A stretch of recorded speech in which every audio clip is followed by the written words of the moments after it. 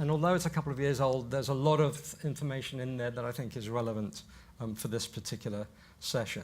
So just to recap, this session is all about working with Mosaic to try and help them figure out what stage is their business at, and depending on where they want to go in the future, how are they going to get there. So I'm going to invite Camille and Eric to tell us about Mosaic. You want to start? Oh, you go ahead. Okay. So Mosaic Entertainment, we're based out of Edmonton, Alberta. We're a multi-platform entertainment company. Our focus over the last 8 years has largely been half-hour comedies for television, but we are starting to branch out now, developing feature films, hour-long serials. We've done a couple different mobile games as well, and we're doing our first 100% commercial project, fitness DVD series. And yeah, do you have anything else? Some of the projects you guys might know us for is a comedy show called Tiny Plastic Men. It's on Super Channel. It was nominated for 3 CSA awards just recently, and we also did Caution May Contain Nuts for APTN, the Aboriginal People's Television Network, and yeah, and worked also with Bite Blue Ant for a web series feature called Truck Stop Bloodsuckers. So those are some highlights. You've got a reel. Right? And we have a reel, and you get an idea what that's about. So you can roll that. Thank you.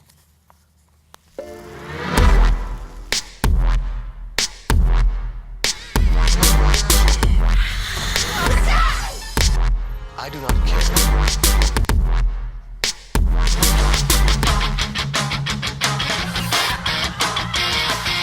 Epic fail. Have you heard the good news about the Force? Look, we're just not that interested. It's on the move. Quickly.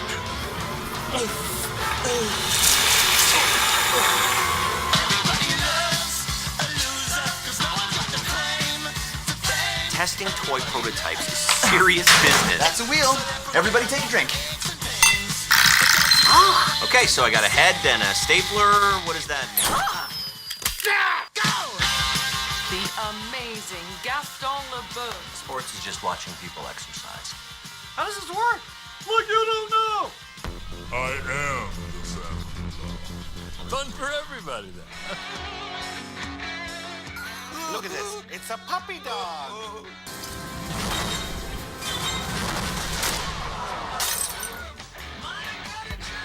Go, Martha. Go. Get your award. And one of the nominees... It's me, Lisa Irons. Look, I'm the news. And that concludes my presentation on how much of a baby Chad is.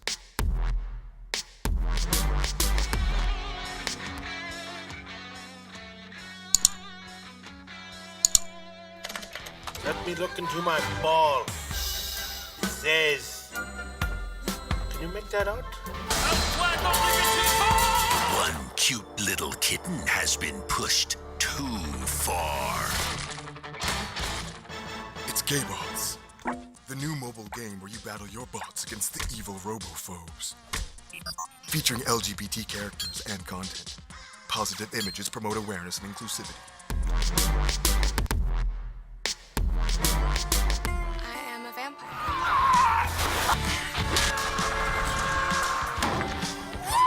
This ends here.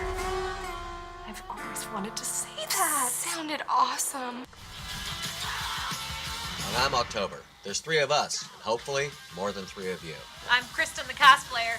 Today I'm dressed as classic Julie Newmar Catwoman. That's a good question. Not horrible bosses, just bosses. I'm not a horrible boss. No.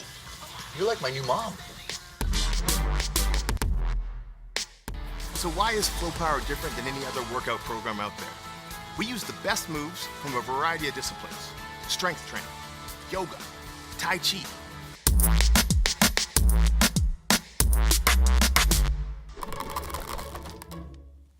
Okay. Thank you. We should probably point out that our third business partner who couldn't be here was right at the end there of the video. That's Jesse Lipscomb, the one doing the Flow Power thing. So in the process that we go through with advising our clients on this, we spend a lot of time before we have the away day getting to understand the company and its background and its history and of the principals. So we'll do a little bit of that. I mean, we've got a sense of some of the content that you have, but who owns the company, and how do you organize running it in terms of your people? Camille and I formed the company about 8 years ago now, and we recently added Jesse Lipscomb, our third partner, about 2 years ago. We have a chart up I can show, I guess, if that's fine, to give an idea of who we all are. So the three of us are equal partners. So Mm-hmm. that's the three of us at the top there. And then really it's not a large company. It's a fairly small company at the moment. We have so three of us at the top, and then we have a legal counsel who's basically probably works for us about half-time with legal and other contractors. We have an accountant who also works with us about half-time. So if you want to scroll down If you can the scroll org down chart just a there. bit there. And then we have a supervising producer who works directly below us, and then two other lovely ladies below her that just kind of take care of day-to-day things and help us with prepping for productions, all the stuff that many of you in this room know take to run a production business. So that's our very small, tight-knit team. And the purple box is your full-time staff? Yeah. That's right. And the green boxes are your sort of freelancers? Yeah, about half-time freelancers. And I mean, we should talk about ourselves. Like we all, the three principals take on specific stuff. And mine's more on the business affairs side and production. Camille's is more on the creative and development. And I tend to deal more hands-on with the creative, and Jesse's focus is private financing, marketing, distribution. And where is Jesse right now? Jesse is back trying to find money for one of our projects. We kind of divided. He went to the CSAs last year last week. Divide and to represent. conquering is what we have to do. And we're here. And in terms of the different products that you have, the different revenue sources, how does that break down? We do have another chart. I guess we could show up a pie chart of currently how we're doing things. Most things have been traditionally in television, in our comedy, sketch comedy, and some of the other stuff we've been doing with web series, the mobile games makes up the rest of it at this point. And revenue-wise, I would say it's pretty like 95% television from revenue, but that's our production kind of breakdown. Right. But so it's been largely our half-hour comedies that have been kind of our mainstay. And you're making any money? Well, not yet. I mean, we've had some distributors and small bit of ad revenue and in-app purchases for some of our games. But really, we're breaking even. Yeah, it's a break even at Yeah. this point. Like production volumes do go up, but so does the expenses. So you showed 3 areas of business. How did it start? How did you get to those 3? Was it sort of step by step, or did you start all 3 all at the same time? The half-hour comedies was definitely our first thing, and it was 8 years ago. So the digital space was just really starting to take off, I would say. So that was when we started to dabble in it, but not in any way that was actually thinking about profits. It was more about building audiences. So we've just been building our TV side of things really for the largest point. And then it was 2 years ago, I think we did, or 3 years ago, we did our first real digital one, which was the Delmer and Marta on Love and Money, which was a spin-off from Kasha May Contain Ads Bell-funded project, really awesome. And then we've done our 2 mobile games over the last 2 years in conjunction with Tiny Plastic Men. Right. And I noticed on your sizzle reel Hulu was mentioned. What do they do? That was actually just a recent announcement, and so now, the Tiny Plastic Men will be seen in the U.S., which we're really excited about. But we know that it's going to take a lot of marketing for people to see it, and coming up with a strategy that's going to work. But it's an interesting model for sure. And you're based in Edmonton? Yeah. Yes, we are. And you have offices elsewhere, or how do you? Your customers, your clients are obviously not all in Edmonton. How do you handle that? A lot of traveling. We do. So a lot of flights to Toronto, a lot of flights to LA. Edmonton is a great base. We love it, and it's a great city to work in, but it's definitely a challenge because it means coming out here to meet with broadcasters and other potential partners, also to Vancouver, and then over the last few years, we've really started to focus our energies on traveling down to LA as well. Okay. Well, we'll talk about the Edmonton issue a little bit later. Okay, you've described your business to us a little bit, sort of helicopter view. Have you previously ever written any business plans or anything like that, or gone down this road? Not really. Yeah. Like we started trying to do one, but again, the day-to-day operation stuff really takes most of Gets our in the time. way. We have Yeah. Yeah. And stepping back for a moment, I mean, this whole session is about getting producers like you to not think so much about producing content, but think much more about running a business that produces content. So, and as you say, it's very hard to actually get the time in your normal week to think about these issues. So this is a very short period of time where we will think about those issues. But just talking about your objectives for the business, I mean, if we're talking about how to grow the business, I mean, what do you want it to be after 5 years, for example? What are your thoughts? What are the things that you want to achieve in growing the business? Well, I mean, obviously more stable, more revenue streams, and I would say, those are the biggest ones for us. Is that see some residual money coming in from other sources of just the kind of the consulting producing fees that we normally get from projects. Yeah, I'd say like the break-even thing is not a great place to be in. You don't want to stay there. There's not a lot of stability with that. I think obviously comedy has been our mainstay. We really want to start diversifying the genres, but also the types of projects we do. So not just TV and film, but also looking at digital properties and sustainable digital properties that bring in revenue, and commercial properties. So more things. Flow Power is our first kind of kick at the can, but so we're talking about projects again. Yeah, you're right. We're talking which is projects. inevitable, because actually my question is forget about the projects, forget about the journey to 5 years from now, but in 5 years from now, what do you want? What do you want your business to be? How much time do you want to spend in there? Do you want it to be worth a certain amount of money? Will you want to ultimately to sell it to someone else? How do you want to match your business objectives with your lifestyle objectives? I mean, you're a couple, you've got a growing family.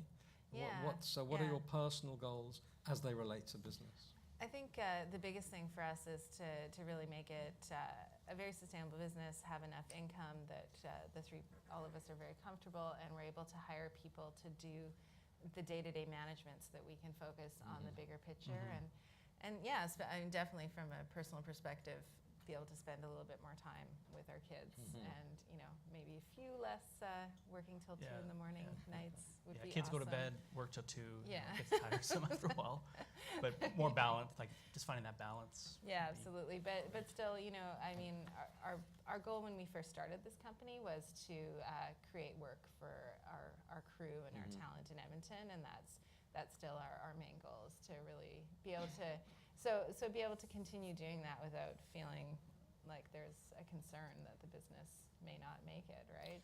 Okay, so what I'm hearing is you want a stable, financially stable environment. I'm not hearing you say that you necessarily want to make huge amounts of money, although obviously that you wouldn't turn it down. Wouldn't turn it down. But continuing to be involved in the kind of content that you're proud of. Sounds like Edmonton's an important part of what you're talking about. Your family also. Yeah, I mean, just as an anecdote, I recall a piece of work we did for a very successful Italian TV producer whose content was factual content, mostly documentary or a natural history or whatever. And we went through this whole process with this person and his team over about a 6-week period. We got to the end, we'd created he created, with some help from us, a fantastic plan. He was going to make a lot of money, there was no doubt about it.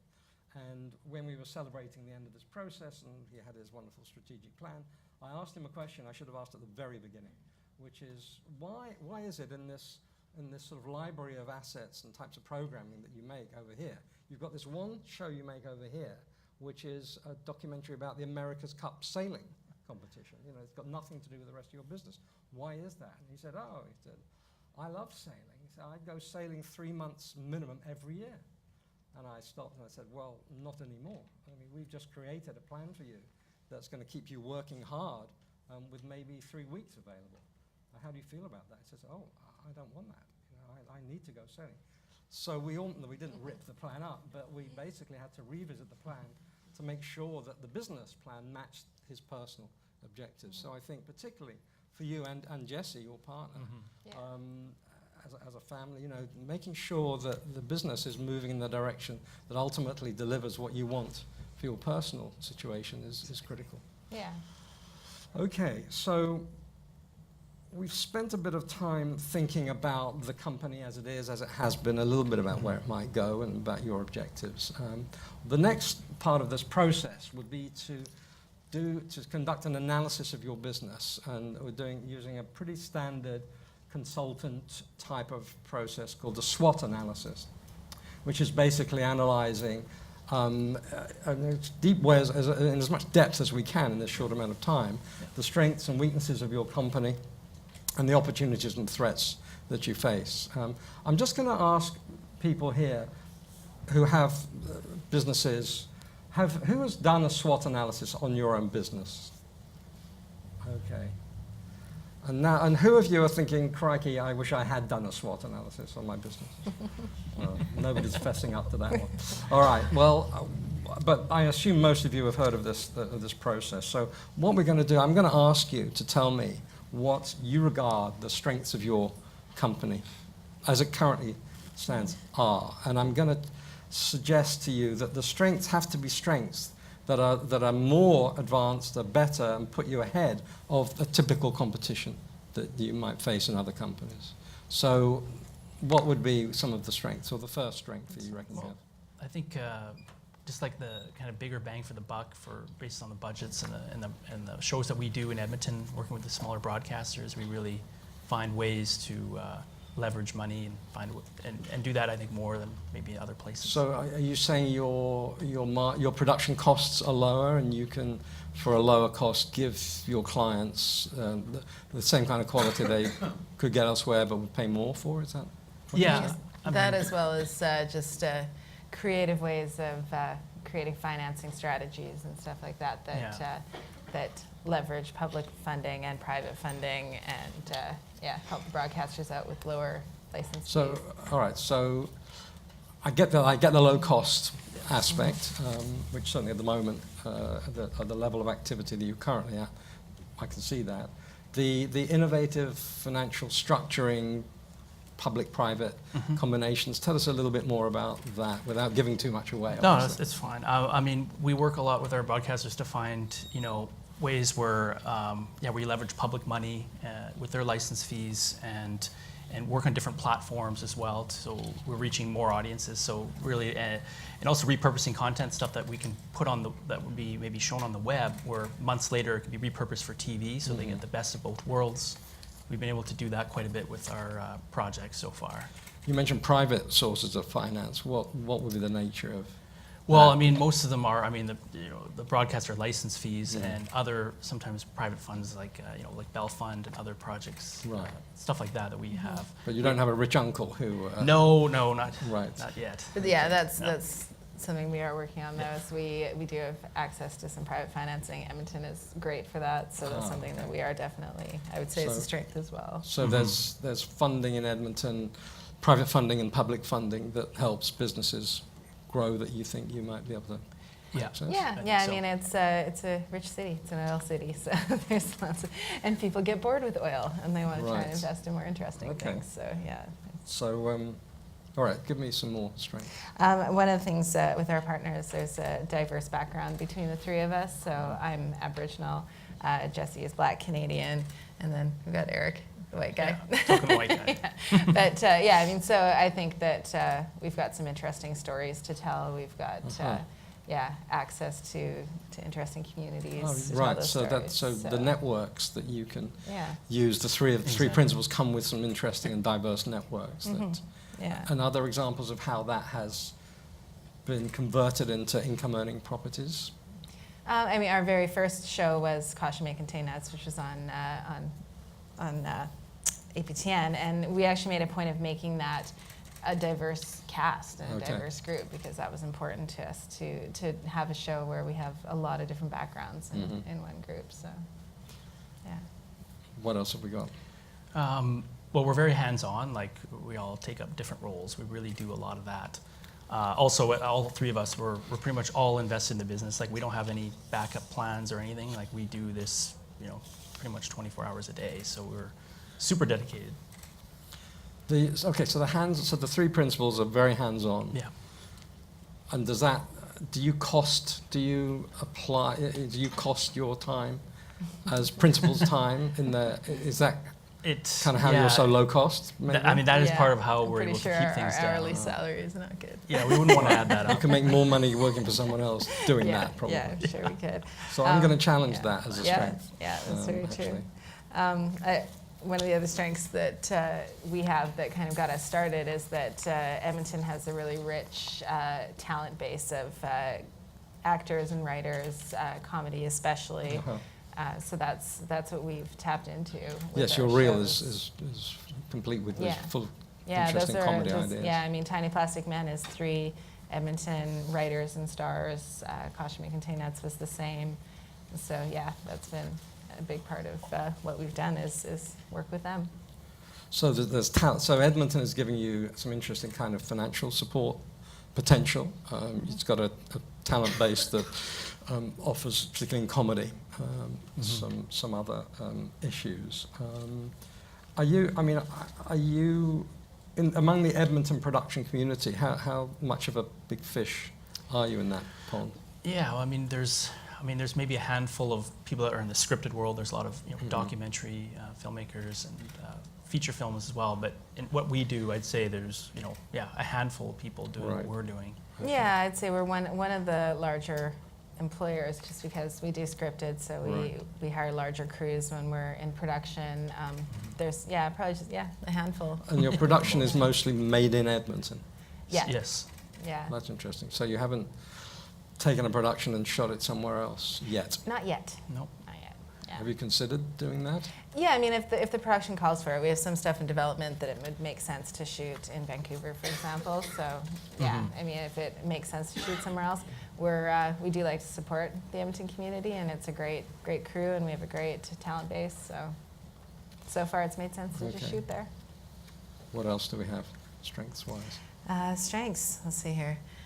What else did we mark down? I mean, I would say we're very flexible as well because we came into this industry at a time when things were rapidly changing. So we weren't really stuck in the old way of doing things. So I think that we're used to kind of changing and adapting to the times and being as flexible as we can. And because we're a small company and there's just the 3 of us, we can make changes quickly and we've always tried to keep the overhead quickly. low and try to be lean and be out there as much as we can. So when we come to growth opportunities, I think we need to talk about whether that way of doing business was going to remain as possible. You mentioned Super Channel and APTN. Are they your main clients or? Yeah, so far they've been the ones that have been really big supporters of us, and we have good relationships with them. They trust us, so they've given us some real chances with some good stuff. So yeah, that's. I'm going to move on, taking into account that our whole day is squeezed into an hour, which is squeezed into 45 minutes. Let's talk about the weaknesses that you feel the company has. Again, the SWOT, the SW part of the SWOT, is looking inside the company.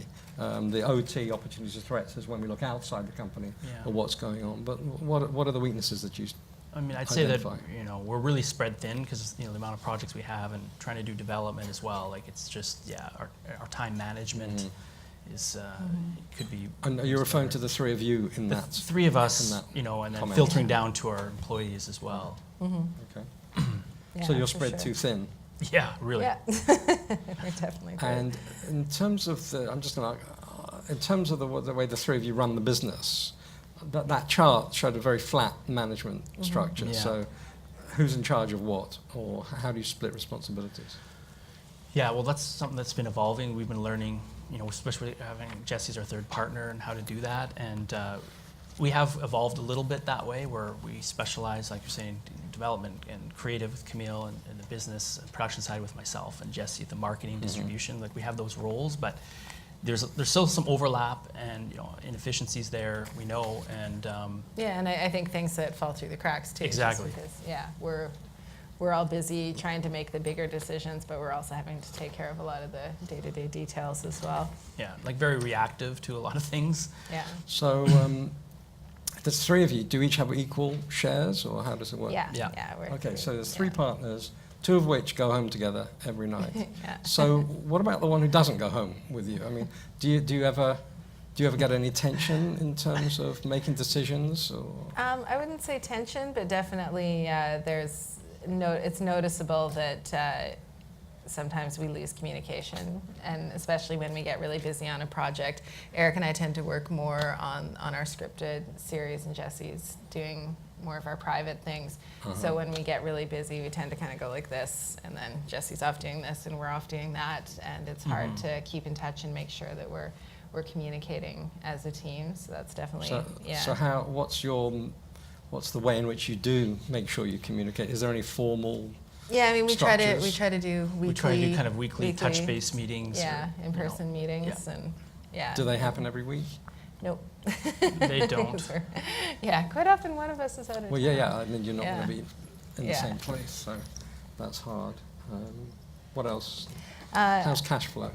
Yeah, I mean, that's a constant challenge. Like, it's month to month, or, even, sometimes year to year, but it's always, we always have to be creative to keep that going.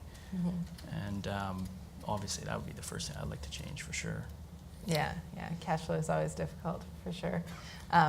A big thing too that, being in Edmonton and the cost of travel, and I think just how busy we are not super well known across the country. We're making this great stuff. We have a series that was nominated 2 years in a row for Best Comedy Series of the CSAs, but I think, a lot of people still don't know who our company is or what we do, or even a lot about the shows that we do. So the visibility of Mosaic isn't what it could be, perhaps, or Yes. you would want it to be more. Yeah, for sure. And also we're just so focused on like mostly one genre, like comedy, and we haven't done much else. So you've got an over-dependency on comedy, perhaps? I think so. Yeah, for sure. Do you see more competition for the slots in comedy than before, or how do you feel about Yeah, I'd say fighting those I'm seeing people that out? for There sure. is more. Yeah, I think, for a little while there, comedy was not really getting much attention at all from broadcasters, and now it's starting to get a resurgence, I think. But yeah, there's a lot of competition. Well, we keep hearing from when we try to get distributors and other people involved that it's it's such a hard genre to sell, and Yeah, it's to not sell as- internationally. Yeah, it's really international hard, it's very for sure. difficult. And, Yeah. so we're learning that. Right. What else do you feel is a weakness of the company? Well, it's harder to do like lower cost production too, with with labor rates going up, like with working with unions and stuff like that. It has been challenging because the pressures are kind of reversed. Like where the production budgets are strained, and then labor and other ones are going up, so harder to do it. I mean, I would say that one weakness that you have, and I would say this, wouldn't I, is that you don't appear to have any long-term business strategy. No. At the moment. I mean, you're a young company, but you have been around for 8 years. You brought a partner in 2 years ago. When you brought the partner in, was there a discussion of, well, where are we going to take this company in the future, or what? Yeah, I think in generalized terms, we know that we definitely want to diversify more into private projects, privately financed things, while still leveraging the public funding that we do have, and do diversify the genre of stuff we do. And yeah, I think that was the big reason we brought him in. So there's been general discussions, but as far as, this is where we see the company in 5 years, hasn't What been. would Jesse say that his objectives for 5 years are going to be the same as yours? They might be slightly different. I mean, Pretty close, though. yeah, I mean, it's- yeah. I think we'd all love to be wildly successful, but there's also the thing about not wanting to just ignore your children every day. Well, but it's not an either or. Yeah. You could do both. Yeah, that's what But we want to finding do, the for way sure. to do both is Yeah, kind of what you want to do by the sound of it. Yeah. But I think his same objective, I mean, you asked about whether we'd want to just grow the company and then sell it. We love what we do, so we want to stay doing what we do, but make it more sustainable, for sure. Okay, that's very interesting. Do you have a board? No, not right Board now. of directors? No, just the three of us. The three of you are Yeah. directors of the company? Yeah. Do you have formal board meetings? just our business meetings, our weekly meetings? we don't. Yeah. Okay. All right, so let's move away from strengths and weaknesses. And obviously, I'd asked Camille and Eric before the panel to sort of to think about what these might be. Let's move on to opportunities. What do you reckon are the particular opportunities facing Mosaic at the moment, or over the next year or two? Well, expanding outside of Edmonton is big for us. Like that's where we're trying to go to LA and other places where we can meet partners and hopefully co-produce some projects, that kind of thing. Like we really want to get out of just Edmonton-based projects. So, but you don't want to move your operation from Edmonton. No, you want to be more connected to LA. Yeah, I mean, I think Vancouver. you know, probably we could see having an office in LA because that's it's a quick flight. There's a lot going on down there, so obviously that would be, you know, so that one of us could be down there regularly. Maybe have someone down there who represents our company. I mean, at the moment, how often is somebody from Mosaic in LA? I'd say 3 to 4 times a year right now. Mm-hmm. Yeah, we're not a trying huge to. amount. And then of course we travel it to Toronto as well. So there's that as well. That just having maybe potentially finding someone. So in broadening Toronto. your network that's is an opportunity. You feel you've got the content, and you'll be able to make the content that can deliver. But you need to find the buyers. Yeah, that's the thing. We have the content, but the distribution and finding those people. Yeah. It's been our challenge, really. But What else is an opportunity? I think like potential co-production opportunities. Yeah. We're internationally. we're at that point now where we feel like we've got something to offer to other co-production partners. So do you do many co-productions at the moment? No, we have not done any. All right. We haven't had a hard time just finding the right. Have you had approaches by other producers? I wouldn't say anyone serious. It's always tough. I mean, one thing we found once you start traveling down to LA is there's a lot of people who say they're producers who aren't. So it's kind of weeding out those people. So just finding, I think it's trying to find those companies that would be, find that a partnership with us is valuable and vice versa, right? So just finding that. But there could be other companies in Canada. You don't have to be there. For sure. It doesn't have to be. Absolutely. What else? Tell me some more about this private funding that. Well, I mean, with Jesse being involved, his network is really vast, and especially within the Edmonton market, even just investment groups. He's been in other businesses. There's a lot of, a network that really is interested in expanding their options, I guess, for investments, and we're looking at like a slate type funding where there's multiple projects that could be grouped together and finding financiers for that. So and Jesse has some strong connections in. Yeah, he really does. And strong sales skills. That's his background, was in sales. So he's really good at pitching and selling to potential investors. So that's how we did Flow Power. That's 100% private finance. Okay. So, that was the exercise, what I would call the Yeah. exercise. That's right. Yeah, the exercise video. Okay. Yeah. What else? I think we're definitely really wanting to move more and more into the digital space, as everyone is, of course. It's one thing that we do have skills in, because from the beginning with Caution May Contain Nuts, that was a sketch comedy series, so we were very focused on short form content. So I think we're very strong in the short form content, and Edmonton is a good hotbed of great up and coming digital companies. So we've partnered with some great game development companies and things like that. So I think that's definitely an opportunity worth exploring. Yes, because on your pie chart, digital, I can't remember, was it about 30% of your business or something? Yeah, of our production. Yeah. Yeah. We haven't quite cracked the revenue side of it yet. You mean the profit side? Yeah. Yeah, the profit side, exactly. So if we were to try and do that pie chart to see where the profit might come from, we wouldn't have the information.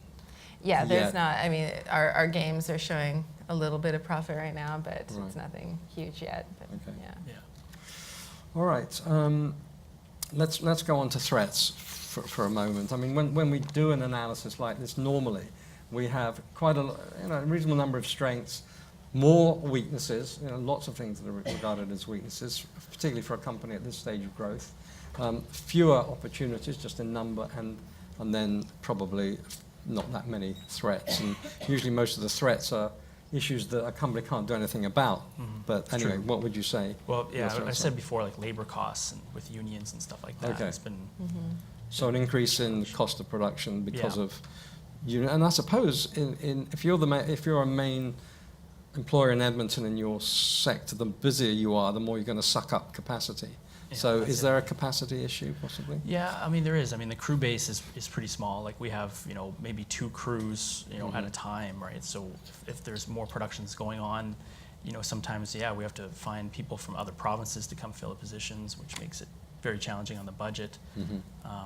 That I'd is say, something not even just crew, but also skilled potential managers, skilled people in social media and digital media, and like those higher up management types of people. Do Those are they really hard exist, to but they're find. doing other better paid work, or is it just a shortage as a whole? I think in our industry, it's a shortage as a whole in Edmonton, just because it's a small market in Edmonton. So yeah, in order to work with them, we're needing to travel them to Edmonton or travel out to work with them.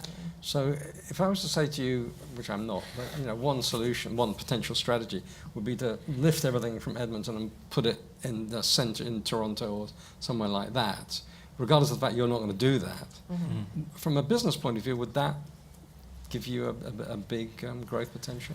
I don't know. I don't know. I mean, it's such a big market in Toronto, versus where we are. So I don't, especially to start out, it might be harder competition-wise. And then I think it kind of gets rid of a lot of our strengths that kind of set us apart as far as the talent that we work with and things that are centered in Edmonton. So, what else is out there threatening the growth of your business?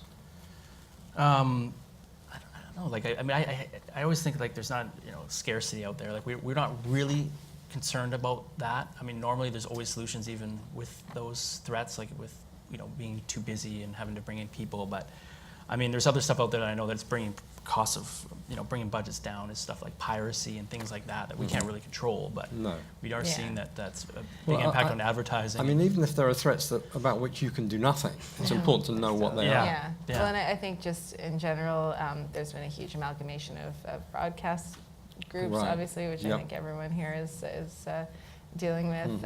Less decision makers out there.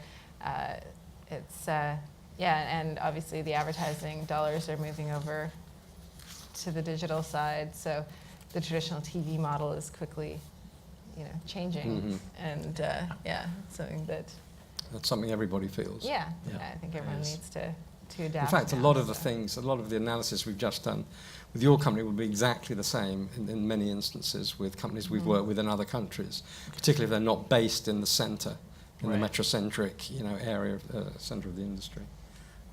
Okay. Well, look, I mean, I think I'm just going to recap what I feel from what you've said are the short list of the strengths and weaknesses, etc. And then we should talk about what to do about it, bearing in mind the goals that you've told us about earlier that you have personally. So, the strengths, I'm interested in the diversity of the background of the three of you and the networks that brings, and just the different thought, ideas and thoughts and cultural mix has got to be, quite a potent mix, and one that isn't necessarily seen in many other companies. I do think that Edmonton is, being a bigger player in a small pond in a wealthy place, even though there are some other issues that it brings. I think being based in Edmonton makes you different. Your strength in comedy makes you different, and obviously you won't want to dump that in any way. I think what you've told us about access to private funding, you told me earlier that Jesse is a very close friend of the mayor of Edmonton, is that right? Yeah, we have a really cool young mayor now. Okay. Yeah. So, that's not a bad thing to have, if you like. And from what I know about the Edmonton financial community, there are public funds in Edmonton to help new and growing businesses get to the next stage, regardless of what sector they're in. And I would have thought you would be able to get access to that. And up to now, I think your approach to managing the business has been very adaptable and flexible, and you've been able to move quite quickly. I think we'll come on to the challenge of maintaining that, or whether to try and maintain it. In terms of the weaknesses, I think the management structure that we saw in the org chart is a big problem. I think it's very restrictive having it so flat. You know, I'm not sure who's responsible for what really. I understand about projects, who's responsible for what projects, but who's responsible for growing the business? You know, if we were to get Jesse in here and I was to ask the three of you who's responsible for growing the business, you'd probably look at each other and say, well, I'm not sure. And possibly that's something to think about. It feels also like, because you're spread thin and you're deeply involved hands-on in everything, you must find it hard to prioritize, and I think that's always a management issue. The weakness, the cash flow challenge is a typical challenge of a business of your size and growing in the way that you are. I think the fact you're not that well known around the country is an issue to deal with. I mean, I don't think it doesn't take a lot of money necessarily. It probably takes more time than anything else to become better known. And I think this low cost, your USP of being low cost, I don't see you being able to maintain that as you grow, and I think that's something to think about. And the lack of a long-term strategy isn't a problem as such, but the fact it doesn't exist, put it this way, if it did exist and you were growing, you would have something that was helpful to you in planning growth and measuring how you were doing against the growth. Opportunities, I think Edmonton's proximity to the west coast of Canada and of the US, I think, is quite an interesting plus, including San Francisco, by the way. That's right. And I think that mining those opportunities and sort of international expansion as a whole seems to be something that you've dipped your toe into in terms of starting to go there, but there's quite a lot more you could do by the sound of it. Opportunities, the private funding in the Edmonton area, I'm fascinated by that as an ex-merchant banker. And I think you probably could do quite a bit more in content diversification, genre diversification, using the various skills that the three of you have and the context that you have. I think threats, as I've said, the increase in local labor costs and your profit margins or your cost base, I think is a worry. I think the stuff that you can do nothing about, like the further amalgamation of the broadcast groups, not much you can do about that. The biggest threat to your company, I think, is if you genuinely want to grow, is managing that growth. How are we going to manage growth while we're still doing everything else, while we're keeping our costs down? I think that needs thinking about what to do. Okay, so we've sort of gone through the getting to understand what the business is. We've gone through analyzing the business and the environment in which the business operates. We've identified some specific strengths and weaknesses that need to be addressed, and some interesting opportunities and a couple of threats that maybe we can do something about. So now the question is, okay, well, what's the plan? And what makes up the plan? But again, I want to take us back to where you want to be in 5 years' time. And has anything changed in our discussion? Do you still want to maintain this life-work balance? Or are you willing to sacrifice a bit of family time for the next 2 years to get the company up to where it is? Or what are your thoughts about that? And what would Jesse say if he was in the room? Yeah, I mean, I think all of us are completely willing to work hard when we're young and spry. But that's not not part of where we want to be in 5 years. No, absolutely not. Yeah, like I think we're willing to do it to be able to set ourselves up, but definitely in 5 years we want to be at a place where things can kind of go along without us if we want to take a break, for example. So the way I interpret that is, over this 5-year period, you might find that you're not, over that 5 years, going to spend exactly the same proportion of your time in work and in life. That sort of balance might change. In the first few years, you might have to put more effort into getting the company on its feet, but then years 3 to 5 or 4 and 5, you may get to where you want. I'm just alerting you to the fact that, and if you have a goal, a 5-year goal, and you know where you want to be in 5 years, that's helpful in terms of going on that journey. So the steps that I would say is worth considering in building your plan and we're going to run out of time in a minute. But I would suggest that looking at the partners' roles and responsibilities, you might decide between the three of you to split those roles and responsibilities up. And you might decide to make one of you the holder of the ring of corporate growth, and make that more of a responsibility for one person. There are different ways of doing that. For example, some companies decide that in your position might say, we don't want to do that. We actually don't want to necessarily have that as our job, and maybe that might not be our best skill base, in which case bringing in an outside, someone else into the company as a kind of a managing partner or a general manager, an MD or whatever it is, can be a solution. But I would suggest to you that something that's relatively simple to do that would help you once you've got your strategic plan of growing is treating the board more seriously and having regular board meetings, and bring a non-executive outside member onto the board, who's not necessarily even from our industry, but whose job it is as a board member to hold your feet to the fire in terms of your growth plans. They may or may not have anything to say about the content you're making or the markets.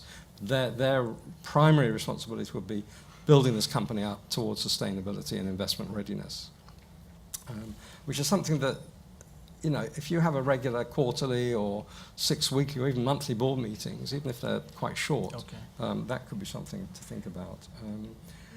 PR strategy about getting better known, and with particular targets in terms of broadcasters or clients or news sources of customers, if you like, that are in a certain place. Be very targeted about it. I was interested about your plans for digital platforms and getting into those. I think that makes a lot of sense. I think you probably need to get at some point a strategic business plan in place. Doesn't sound like that's a priority right now, but at some point in the next year or two, I would suggest that. And part of that plan would be identifying where you want to go, the route to get there, and identifying what are the resources, financial resources and human resources you would need in order to get there and go out and get them. I think that's probably all I would have to say now. But do you have a view in terms of that pie chart we saw earlier, how you in 5 years' time would like that mix to look? Yeah, I think you know the one there, right? There is one more pie chart on the computer there that we're hoping that we can... Okay, so that is your vision of the future. Yeah, that's how you want to be. Lots of different things. More diversity. Yeah. There's a scary word up there, 2 words, feature films. That's why it's rare. I know, people think we're crazy. Well, kind of. We love feature films, and it's kind of why we got into the business, so we definitely love that to be a part of our business. But this is where you think you can, this is how you could grow the business in terms of what kind of, where you can get to over that 5-year period. So your plan is, on the one hand, in terms of content, product, revenue streams, get there. So you've got a good target in mind. Exactly. By the way, you won't ever get there. It won't ever look exactly like that. No. But that's a fantastic start. And then the question is, how to spend your time and how to create a plan and what resources to bring in and what people to bring in and how to decide who does what. I'm curious more about this board member idea that you suggested. I was trying to, because so this would be someone that's outside of the company that we would bring in. They become a non-executive director of the board, so they have some responsibility. And there are people out there who are generally more established people in business or commerce who. It's probably going to be somebody from Edmonton, I would guess, that knows you personally. Okay. But they may be lawyers or other business people that you've met who might be very intrigued and interested in getting to know us, an exciting, growing company in a very interesting area. And you wouldn't have to pay them much to attend board meetings. You'd have to prepare board papers for them to look at. Right. You told them the story of where you are each time, get the financial accounts really up to scratch. Financial cash flow projections, all the rest of it.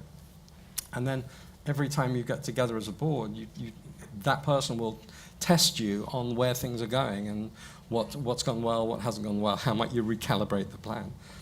And then it may be for you or other companies that decide to do this.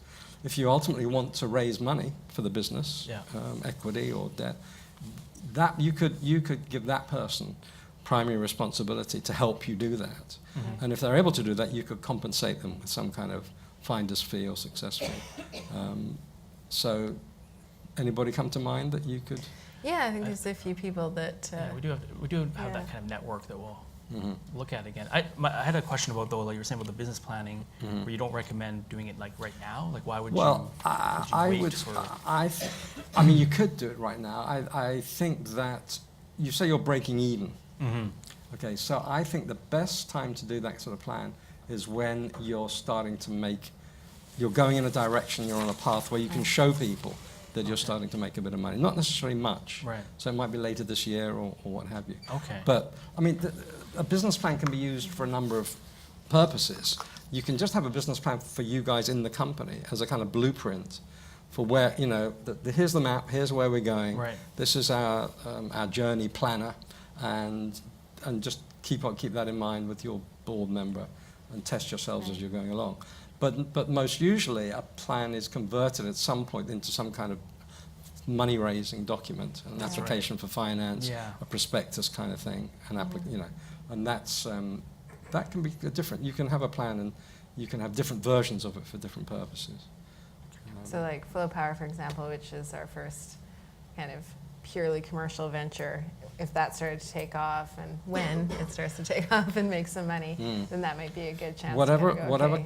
Because what you want to do when you're doing a plan is you want to be doing it in a sort of a mental attitude of, okay, we're starting to make money now. We know we can do it. Let's sort of grow this and let's build on that. Cool. No, that's great. Okay. Right. So any questions from the floor? Yes. On your pie charts, you showed that you would like your business to be more focused on digital media, but you made a verbal comment that 90% of your revenues are coming from television. And so those two things are a little incompatible in growing a business. What would your advice be to them to explore digital media when they haven't seen the revenues? Okay, so I'm going to repeat the question because of the streaming and because we don't have a mic. So basically you pointed out that the difference between the pie chart now and the 5 years is that it's going to be much more in the digital media space. And so how are we going to achieve that?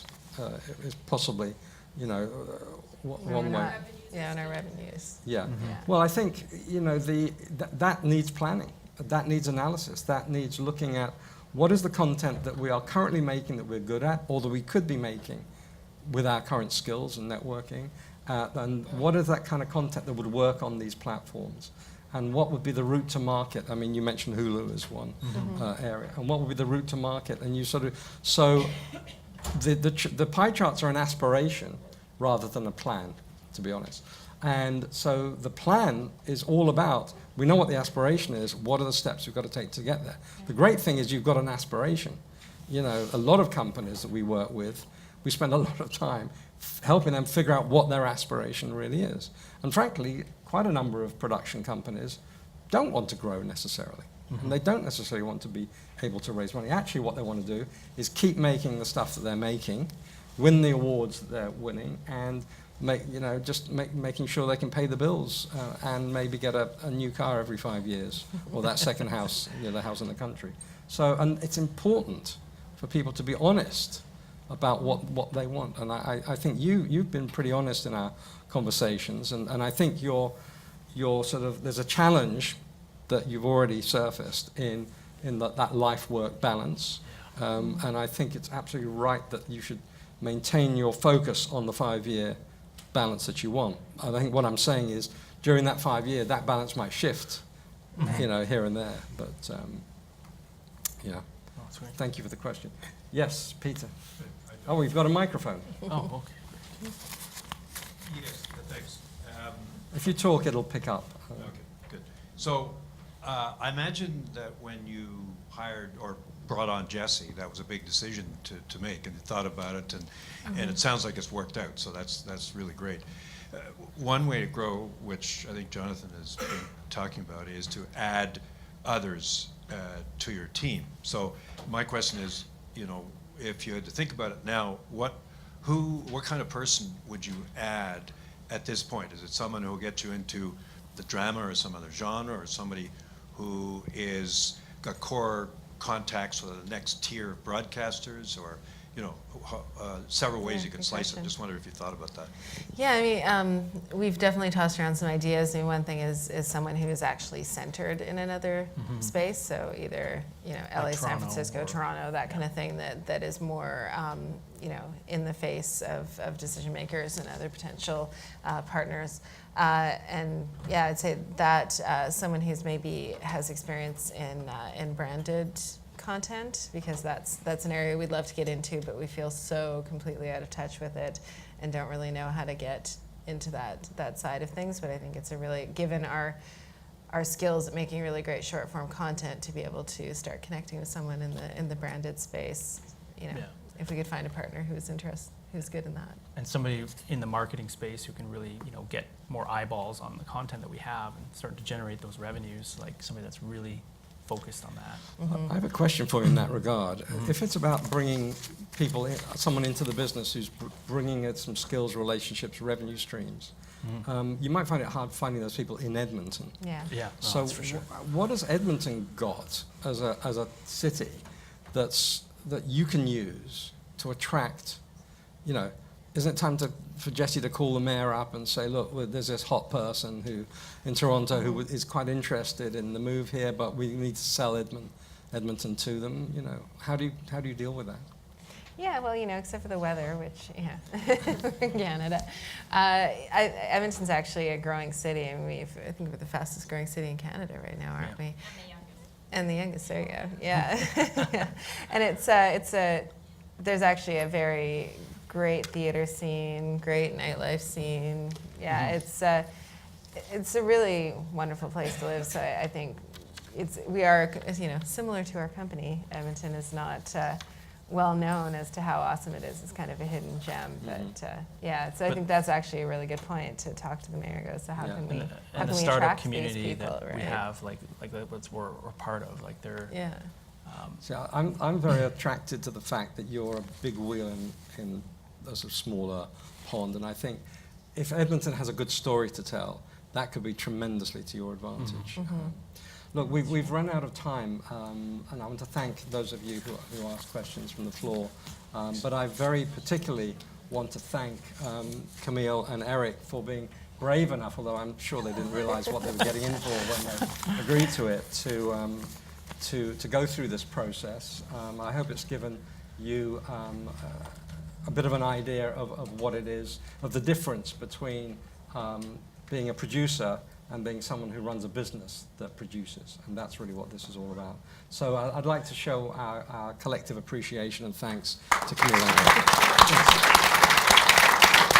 Okay. And that's it. So thank you very much, everyone. We're going to be heading into our break now, half an hour, sponsored by Crave TV and complete with a candy station, no less. At 3:30, we're going to have 2 breakout sessions, one in this room called Building Sustainable Businesses, and that's going to explore various business strategies for long-term stability and growth. Next door, we're going to have Marble Media's Mark Bishop, who is going to moderate a panel called TV and Digital, Mutually Beneficial Partnerships, which will, among other things, feature a simulated negotiation of a business deal between a broadcaster, TV producer, and digital producer. Have a good break.